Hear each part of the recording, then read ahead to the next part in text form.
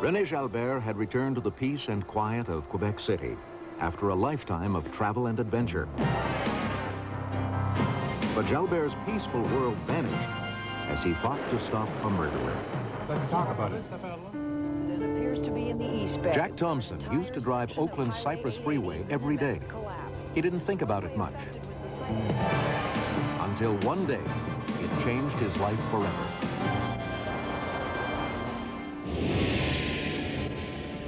Hello, I'm Alex Trebek.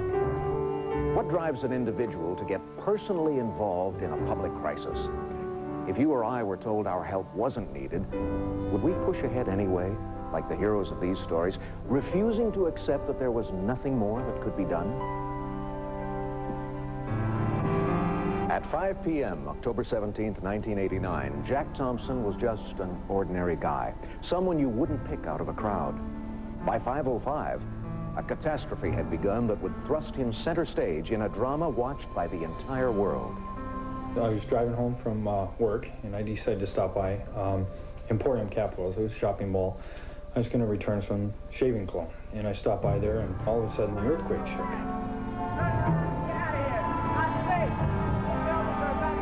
I went outside, and they closed the store down. I got in my car, and was going to drive over to my parents' house to see if they were okay. In the midst of this, I was listening to the radio. It said that possibly the Bay Bridge had collapsed, and also that the Cypress structure had collapsed. It was a 1.5-mile freeway structure, which was 2 stories up, and it was a double-decker freeway. So I told my parents I was going to drive down and see if there was anything I could do. I drove down. It took me about 10 minutes to drive down there, and when I arrived, it was horrible. It was the whole freeway had collapsed. The top layer had fallen down onto the bottom layer. Of all the chaos that was sparked that day, the collapse of an entire section of the Cypress structure was the most devastating single incident. Scores of motorists were trapped when the upper deck fell. What I did then is I ran down along the freeway to see if there was anything I could do, and there was a ladder that was put up leaning onto the freeway. I crawled up the ladder, and when I got to the top, the first thing I saw, it was a yellow Volkswagen.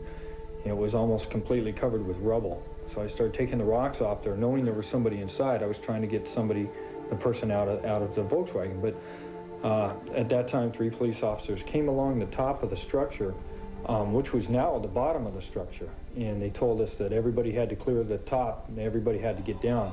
So what I did is I walked around the back of the Volkswagen and I crawled up to the next section forward and I looked underneath.